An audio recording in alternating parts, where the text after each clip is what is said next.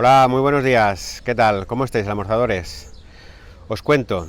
A ver, seguro que muchos de vosotros estaríais de acuerdo conmigo si os digo que el pan es un elemento diferenciador y un elemento muy importante a la hora de que un bocadillo tenga éxito o sea un fracaso. ¿Por qué os digo esto? Bueno, como ya sabéis, hace unos días visité un local en la Pobla de Vallbona.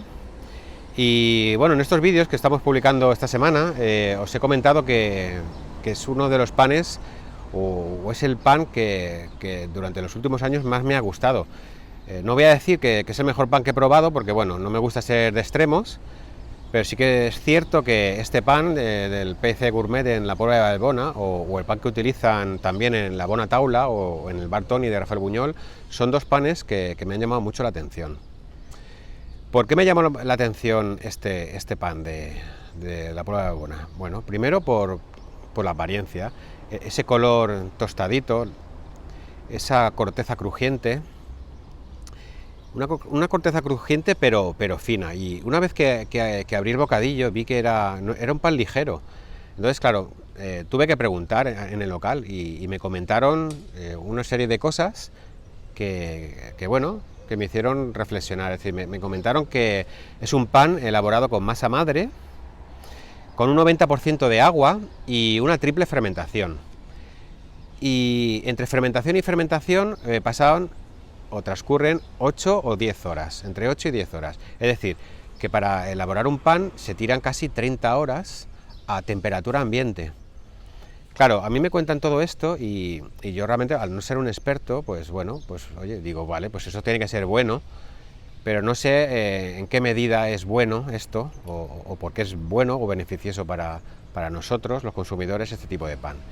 Entonces, bueno, decidí hablar con mi buen amigo Joan Esmorzaret, porque él últimamente se ha sumergido en este mundillo de la elaboración de pan, de la masa, y bueno, pues le pedí que nos hiciera un vídeo explicándonos las propiedades y las ventajas que tiene un pan de estas características.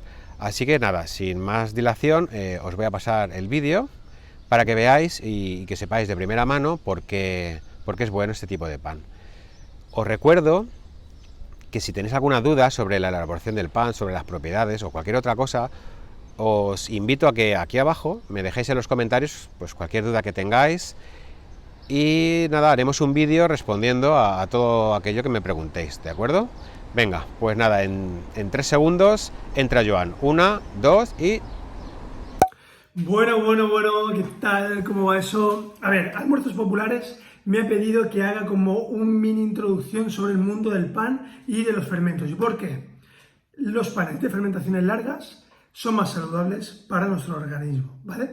Yo no soy un experto, ¿vale? Pero sí es verdad que durante el confinamiento he dedicado bastante tiempo a investigar, a aprender un poco todo ese universo de las harinas, los panes y los fermentos. A ver, básicamente lo que ocurre con el pan, ¿vale? Con la harina.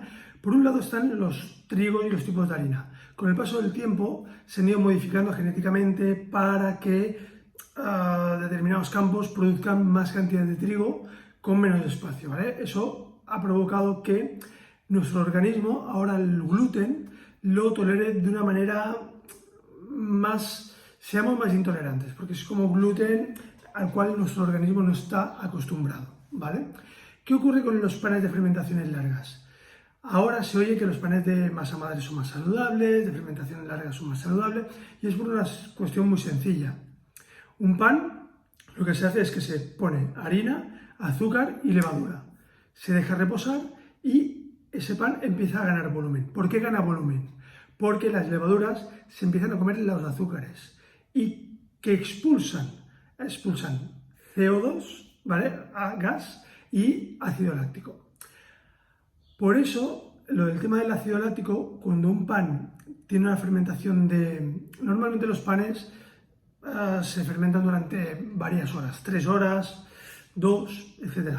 Pero una de fermentación larga permite que las levaduras acaban consumiendo casi todos los azúcares que están presentes en las harinas, con lo cual es más beneficioso para nuestro organismo.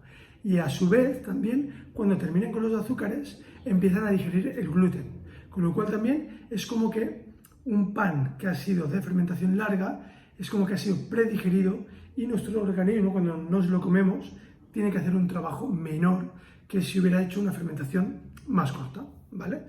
Básicamente, lo que nos tenemos que quedar es eso.